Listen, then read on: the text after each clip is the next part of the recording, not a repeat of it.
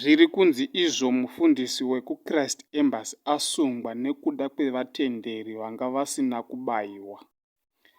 Hello guys, munofara here kwese kwamuri? Ndisati ndapinda munyaya zvizere guys, ndokutendai nesapoti yamunopa pathis channel.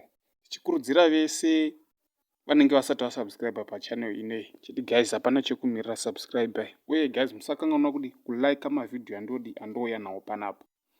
Nyaya iyi yakamira yakadai. Zviri kunzi mufundisi wekuChrist Embassy Ministry anogara muHarare akasungwa nemusi wesvondo mushure mokunge mapurisa awana vanhu 50 vasina kubayiwa jekiseni rekudzivirira COVID-19. Mutauriri wemapurisa munyika, Assistant Commissioner Paul Nyati, nemusi wemuvhuro vakati mufundisi anobva kunzvimbo inogara vanhu vakawanda kuGlenview muHarare akabhadhara $2,000 apo mapurisa ari kubetserana nevamwe vatenderi kuita tsvagiridzo. Svondo rapfuura, hurumende yakati machechi anogona kutangazve, asi vanotenderwa kuenda kuchechi ndeavo vakabayiwa majekiseni ekudzivirira COVID-19 ose ari maviri.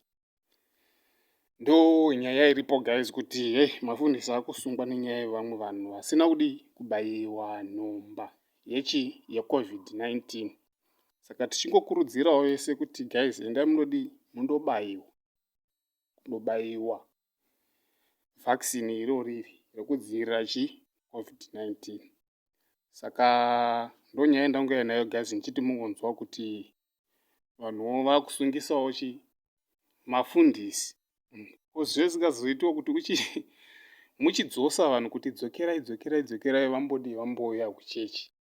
Saka mutemo ndo uri kushandawo zvawo.